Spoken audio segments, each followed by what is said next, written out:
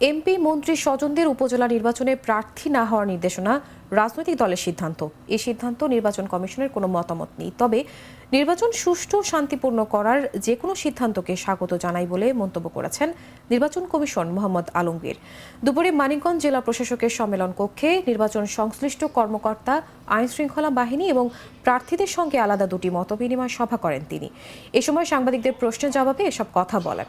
বিষয়টা হলো যে একটা জিনিস মনে রাখবেন যে এটা কোনো রাজনৈতিক নির্বাচন নয়, স্থানীয় সরকারের নির্বাচন। স্থানীয় সরকার নির্বাচনে আগেও কিন্তু এক সময় ছিল যখন এটা যে কেউ নির্বাচন করতে পারতো, এর জন্য কোনো রাজনৈতিক পরিচয়ের প্রয়োজন হতো না।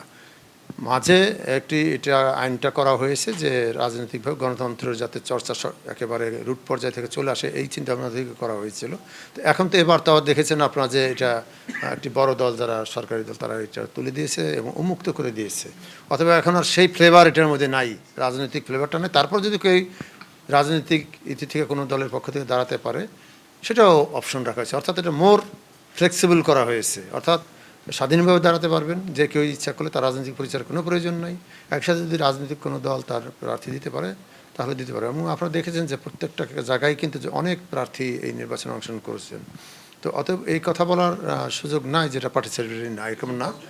আর 2 নম্বর হলো যে আপনারা এটাও দেখেছেন যে অনেকে হয়তো রাজনৈতিকভাবে তারা নির্বাচনে অংশগ্রহণ না করলেও অনেক তাদের সমর্থক এবং প্রার্থীরা কিন্তু এই নির্বাচনে অংশগ্রহণ করছে, অফিসিয়ালি না করলে আনঅফিসিয়ালি করছে। এসি আলমগীর বলেন, একটা হচ্ছে দলীয় সিদ্ধান্ত, আরেকটা হলো নির্বাচন কমিশনের আইন। নির্বাচন কমিশনের আইনে আত্মীয় কোনো সম্পর্ক নেই, তাই এমপি মন্ত্রীদের স্বজনদের প্রার্থী না হওয়ার নির্দেশনা তাদের দলীয় সিদ্ধান্ত, তাদের পলিসি। তবে যে কোনো দল অথবা যে কেউ বলুক না কেন, যেটা করলে নির্বাচন সুষ্ঠু এবং শান্তিপূর্ণ হবে, সেটাকে আমরা ওয়েলকাম জানাই।